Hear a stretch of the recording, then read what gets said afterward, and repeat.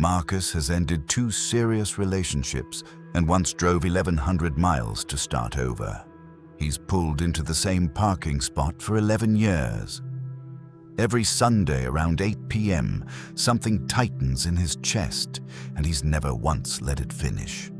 He works logistics, a company most people forget the name of by the time he finishes explaining it.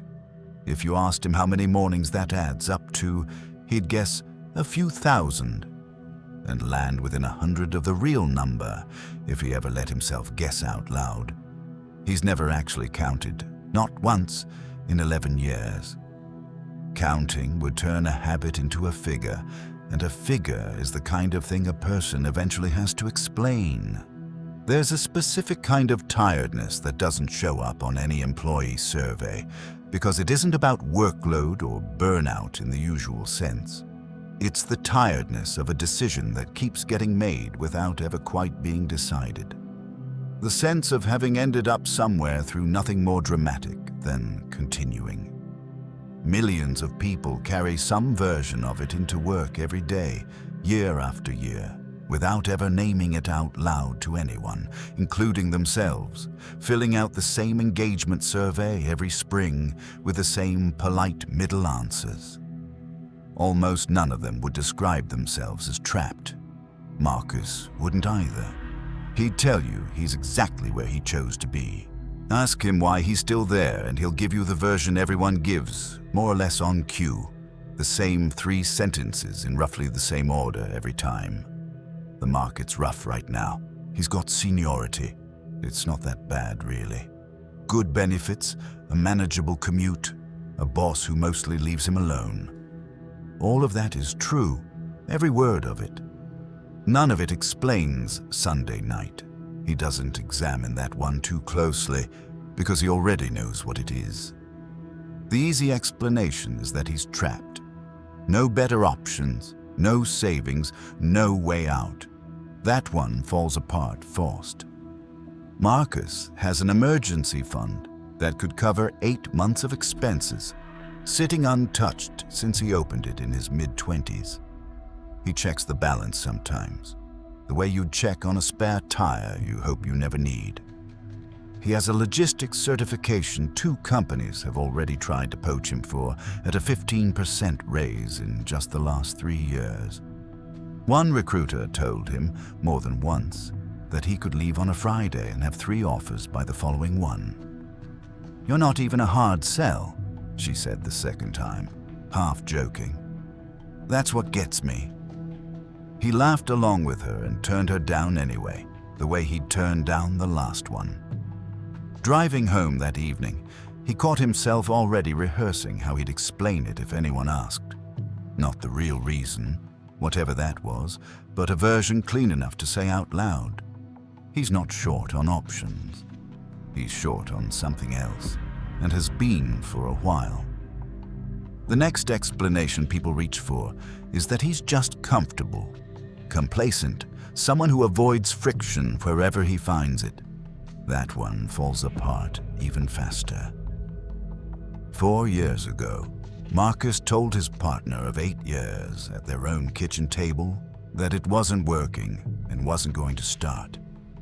2 days later, he packed 2 boxes into a sedan and drove 1,100 miles to a city where he knew exactly 2 people, calling his sister from a gas station outside Amarillo to say it was done. He's not someone who avoids hard exits. He's made several of them cleanly on his own timeline. Somewhere between the relationship and the job, something flips, and it isn't nerve. Renee runs exit interviews for the company.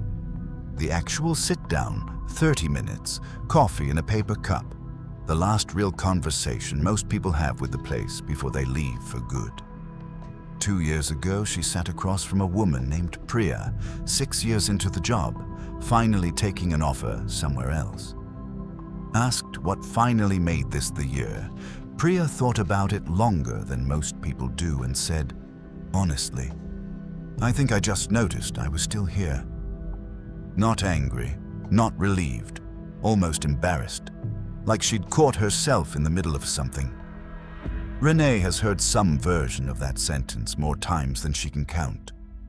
Not "I hated it here." Something closer to, "I guess I always figured I'd have left by now if it was really that bad."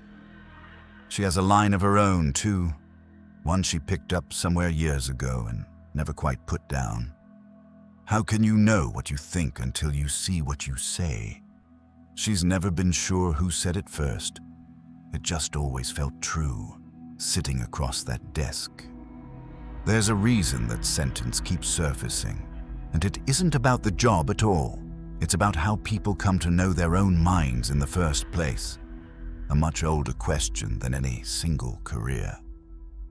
In 1972, the psychologist Daryl Bem published research on what he called self-perception theory. People don't always know how they feel about something by looking inward. Often they figure it out the way a stranger would, by watching what they actually do and inferring the feeling from the behavior. When the internal signal is weak, a person becomes an observer of their own life, reading conclusions off the only hard evidence on record, their own actions. Marcus doesn't wake up every morning and consciously choose the job. He wakes up, gets dressed, and drives to the same parking spot, the way he did yesterday. Ask him to picture quitting, and it takes real effort. A scene he has to construct from scratch, piece by piece. Ask him to picture Monday morning, the version where he's already back at his desk, and there's nothing to construct. He's already there. Some part of him is still watching that behavior, and a person who watches himself do the same thing without visible struggle 4,000 mornings in a row eventually draws the obvious conclusion. Not "I'm stuck." Something quieter and much harder to argue with. I suppose this is what I actually want. 3 years ago, when the 15% offer came in, Marcus sat with it for 4 days. Thursday night at his kitchen table, he made an actual list on the back of an envelope. Better title, better pay, a manager he genuinely liked in 2 interviews. He made a shorter list of reasons to stay. He crossed out the first one he wrote, comfortable, because even he could hear how weak it sounded next to the other list. The one that replaced it, the one he underlined, wasn't about the job at all. It was, "I've been here 11 years. That has to mean something." He looked at both lists side by side for a long time, the kitchen quiet except for the fridge humming. The first one had better arguments. He knew that, even that night. He folded the envelope anyway and put it in a drawer he hasn't opened since. He called the recruiter back on a Friday morning, standing in his kitchen with the same mug he'd used all 4 nights, and turned the offer down. He heard himself say he'd realized he was more of a stability person than he used to think. A sentence he hadn't planned, that arrived fully formed, like it had been sitting there waiting for a reason to come out. The sentence didn't stay contained to the job. He used a version of it at a dinner party, less than a year later, 3 glasses of wine in, explaining why he wasn't in a hurry to move again. A friend laughed and asked, since when exactly? The same friend who'd once helped him carry 2 boxes out to a car bound for a city 1,100 miles away. No hesitation required that time. Marcus found himself defending the claim more firmly than the question actually required, as if a joke about it were somehow a challenge to it. Nobody at the table said it out loud, but the arithmetic was sitting right there. The man who'd ended 8 years in one conversation still hadn't managed to end this one. A year after that phone call, an internal director role opened up 2 floors above him. It was the kind of promotion 2 different colleagues assumed he'd go for before he'd even seen the posting. Corner cubicle, a parking spot closer to the door. One of them, Devon, actually stopped by his desk to ask if he'd submitted yet. Marcus told him he was thinking about it, which wasn't quite true even as he said it. He read the job description twice, told himself the hours would eat into the parts of his life that actually mattered to him, and didn't apply. He didn't agonize over that one for 4 days. It took him about 20 minutes. Same conclusion. Less time. 4 days, that first time. 20 minutes, the second. 3 weeks ago, on the drive in, it took less than that. Marcus caught himself mid-thought, a real 30 seconds of genuinely wondering whether he even liked this, unguarded, windows down, the radio still off. The usual sentence didn't arrive as an argument that time. It arrived the way a reflex does, faster than the thought that triggered it, and closed the question before he'd finished asking it. He didn't examine the 30 seconds afterward. He turned up the radio, took the exit he always takes, and by the time he parked, he couldn't have told you what the original question even was. It's not that the sentence has gotten faster at explaining anything. It's that it no longer waits to be asked. He'd never actually tested whether he was a stability person before that phone call. He just noticed that he'd stayed and found a reason that fit. Not a lie, a verdict reached the way most are, from whatever was already on the record. And it explains something the 8-year relationship never had to survive. When Marcus ended that, he was responding to a clear current signal. This isn't working. The job sends a signal too. That tightening, every Sunday, has been arriving on schedule for 3 years, but it runs into something the relationship never had to get past. An answer already sitting there. I'm a stability person. That closes the question before it finishes forming. What leaving would actually cost him isn't a paycheck. It's the only clear answer he's ever given himself to what kind of person he is when nothing is forcing his hand. He answered it 3 years ago, on the phone, holding a coffee mug. $40,000 in raises ago, though he's never once counted it that way. Walking away now wouldn't just mean finding a new job.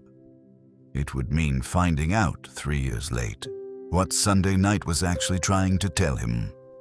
Marcus is not in that conversation yet.